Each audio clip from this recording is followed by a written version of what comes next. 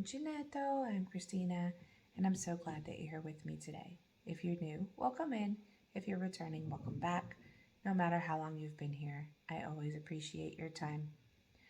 I want to say a giant thank you to two very special people because if you notice the thumbnail or the title of the video, I have begun the new series that I had introduced previously. In my introduction video, I had asked if anyone had any thoughts on a name or other content, and I did have some people who suggested some content, which I have made note of, and I'm going to introduce along the way. And I did make notes for the people who gave me the suggestions so that when it comes time to introduce those in the timeline, I will share that this was an idea from this person, right? Because I want to include all of you as much as I can. And this kind of thing is fun for me. Yes, research is something I enjoy, especially when it's things like this, because I like fiber arts, yarn, crochet, textiles, all of that. I'm not good at sewing necessarily. I mean, I can put on a button, but, or, sew a hole in a tear or something in a item of clothing, but it's about the extent of my knowledge. I do have a sewing machine. I want to learn how to use it. Well, learn again because I was taught to sew in middle school, but anyway, that's not the point. Okay, that's not the point. The point of this is to begin the series, but also to talk about the name that was chosen for the series. So this is no, not fun. I took the word fun out because this is always going to be fun. So there's no reason to call it that in my brain. But that was part of the suggestion. So, rewind. Two people, Crafty Mosera and Marlene Gaston, suggested names for the channel. One was Fun Fiber Facts. The other one was Fiber... Ooh, Marlene, I don't remember the whole title.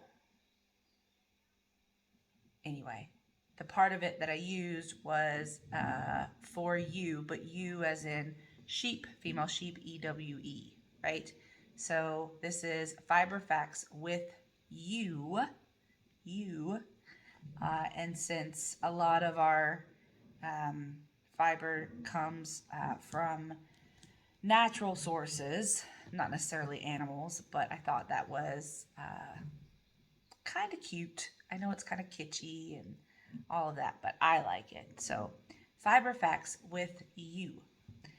That's what the name of the series is. And thanks to Crafty Mosera and Marlene Gaston for helping me with the name, because I took parts of what each of them suggested and put it together.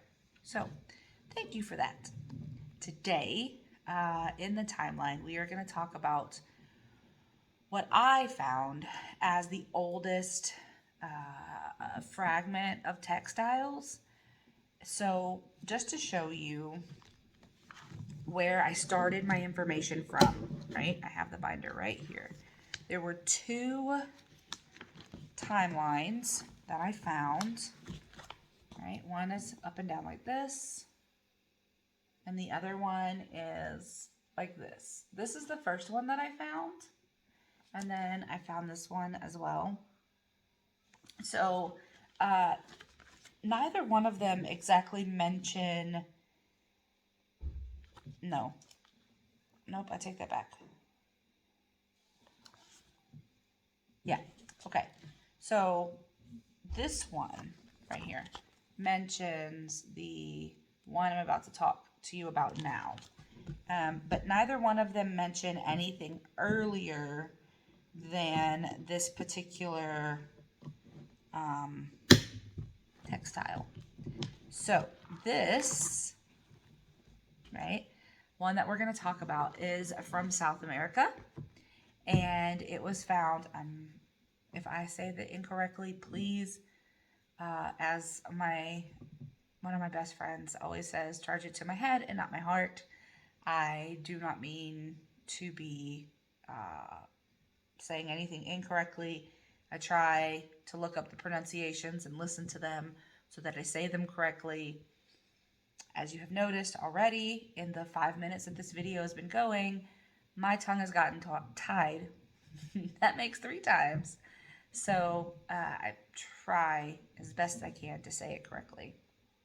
But this was found in,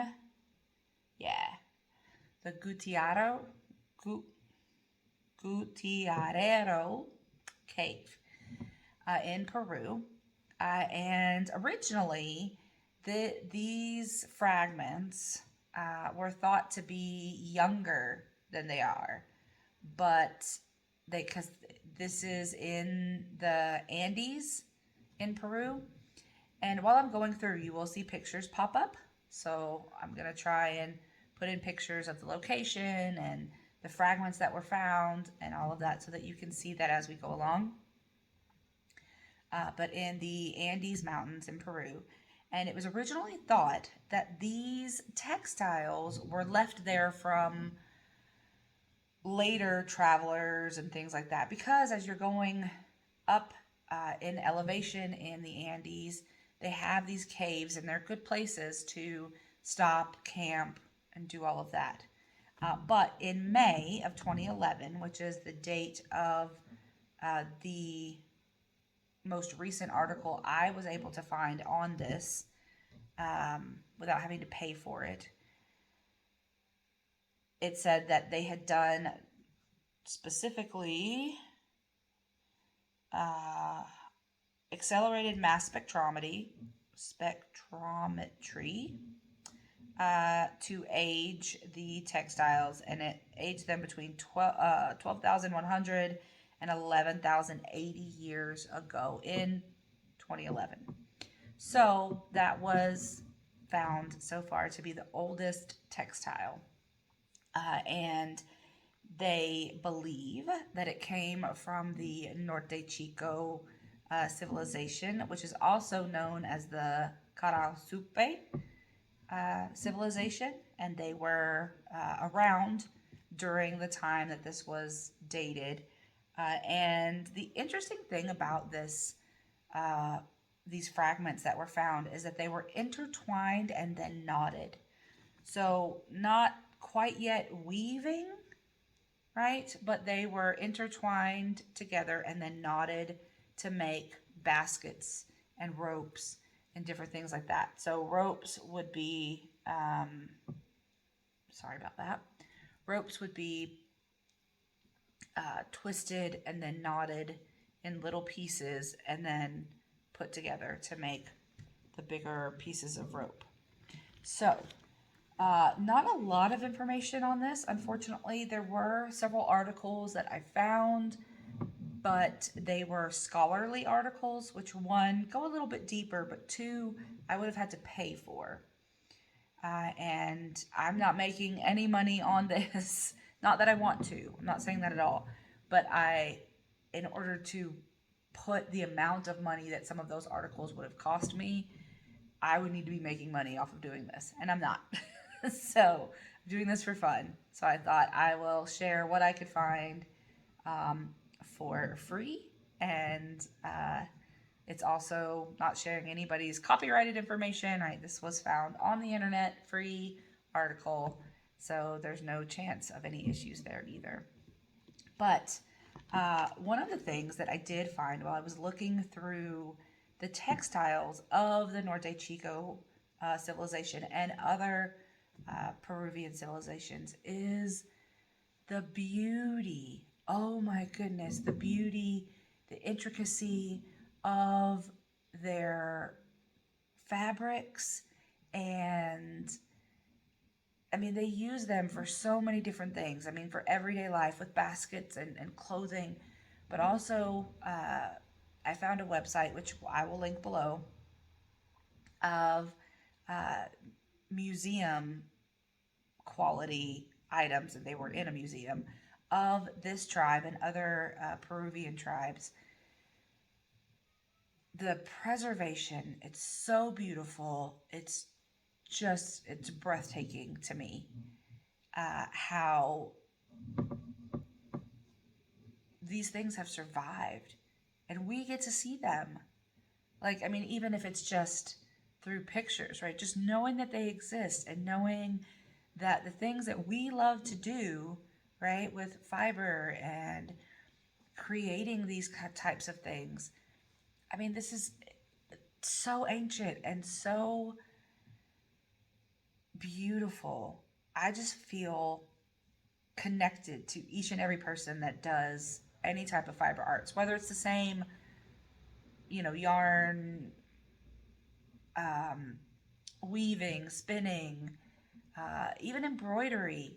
I mean, I don't work with tiny threads or anything like that, but I mean, the act of creating things like that, like, we understand, even though it may not be the exact same thing, we understand the time it takes to do something like that and the process that it takes. And there are things that each of us can do that other people can't do. And the fact that we respect and admire each other for it, just, oh, it's wonderful. And this article, even though it was the very first one, it just increased that feeling for me that much more. Right? So this one's going to be a little bit short because that's really all the information I have. I do have pictures, like I said, that I've put up throughout the video, but there's not a lot out there.